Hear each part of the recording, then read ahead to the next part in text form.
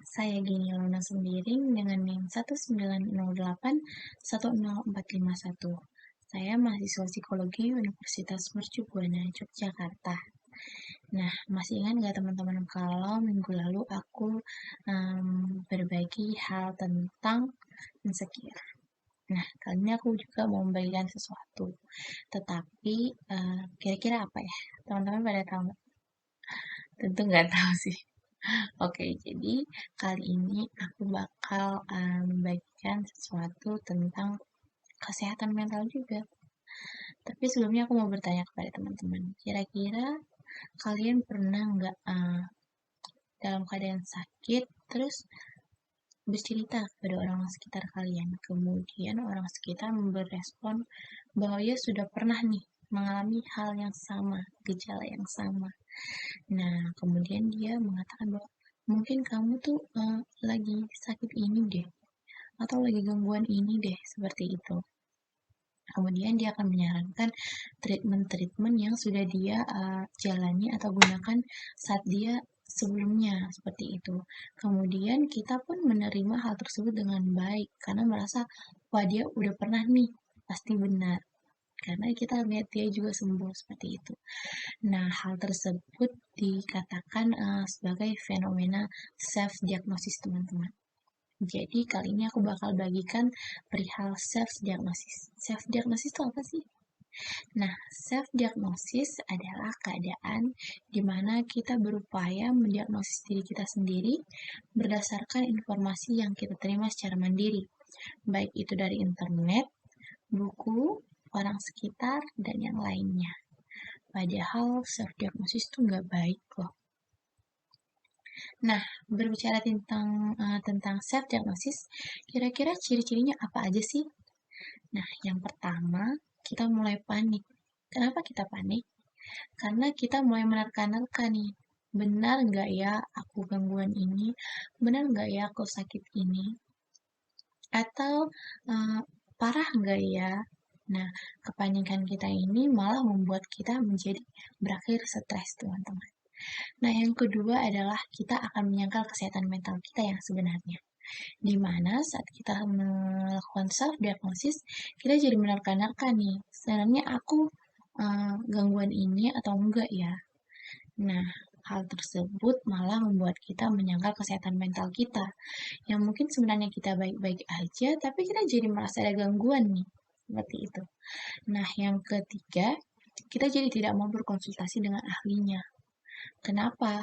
Karena hal tadi, kita sudah menerima informasi secara mandiri, yang dimana kita pun merasa hal tersebut benar, seperti itu. Sehingga kita merasa nggak perlu lagi lah ya konsultasi sama ahlinya. Kan aku udah tahu, seperti itu. Nah, contohnya nih, meski depresi memiliki gejala yang sama, tetapi tidak seharusnya seseorang itu melakukan self-diagnosis. Kenapa?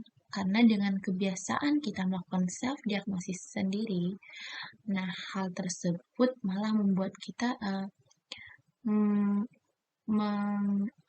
mendiagnosis diri kita terhadap gangguan yang tidak tepat. Sehingga saat kita mendiagnosis kita mengidap gangguan yang tidak tepat, akan menyebabkan kita mencari treatment yang tidak tepat pula, seperti itu teman-teman. Nah, contohnya nih, saat kita ternyata mengalami depresi dan kita mendiagnosis diri kita ini hanya gangguan mungkin gangguan kecemasan seperti itu. Padahal ini tuh dua hal yang berbeda, tapi mungkin gejalanya kurang lebih sama. Nah, padahal kita membutuhkan treatment untuk depresi, tetapi kita malah menerima treatment khusus kecemasan. Nah, tentu salah ya teman-teman. Nah, kemudian apa aja sih bahayanya kalau kita melakukan self-diagnosis? Yang pertama, gangguan kesehatan yang lebih serius tidak akan terdeteksi. Karena kita udah merasa bener nih self-diagnosis aku. Padahal kita nggak tahu kalau ada gangguan lain yang lebih serius.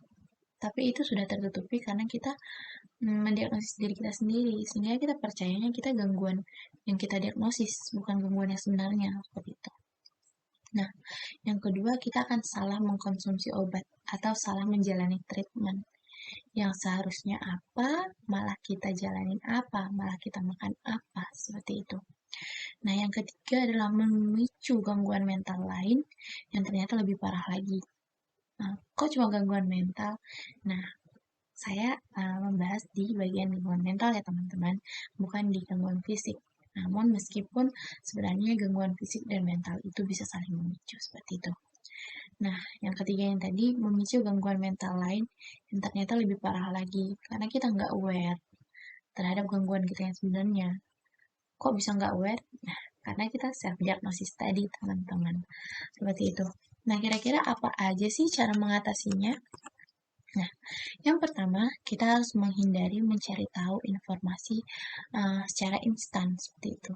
Nah, walaupun mungkin kita mencari informasi baik melalui media internet, buku, orang-orang sekitar, atau yang lainnya seperti itu, baiklah kiranya informasi tersebut just info seperti itu, bukan just info yang negatif, tapi positif. Maksudnya just info yang dimana info tersebut kita gunakan sebagai pengetahuan kita saja, bukan serta-merta malah menjadi pengetahuan yang kita aplikasikan tidak tidak tepat guna gitu, tidak tepat sasaran, bahwa itu sebenarnya bukan ranah kita seperti itu teman-teman. Nah, yang kedua ini hindari tes secara daring atau online seperti itu. Karena hal tersebut tingkat akurasinya atau ketepatannya itu masih uh, tidak 100% atau kurang tepat seperti itu. Nah, yang ketiga, jangan jadikan kondisi mental orang lain sebagai rujukan. Maksudnya sebagai rujukan itu seperti apa sih? Nah, saat kita mengalami gejala yang sama, tapi belum tentu itu adalah keadaan atau gangguan yang sama. Jadi, jangan saat melihat gejala yang sama, gejala seseorang itu sama seperti kita, serta-merta kita langsung mengasumsikan bahwa kita mengalami gangguan yang sama. Nah, tidak boleh ya teman-teman. Yang keempat itu, jangan ragu untuk konsul ke psikolog atau ke psikiater. Saat kita ke psikolog atau ke psikiater, bukan berarti kita mengalami gangguan jiwa yang seperti gila atau apapun itu ya.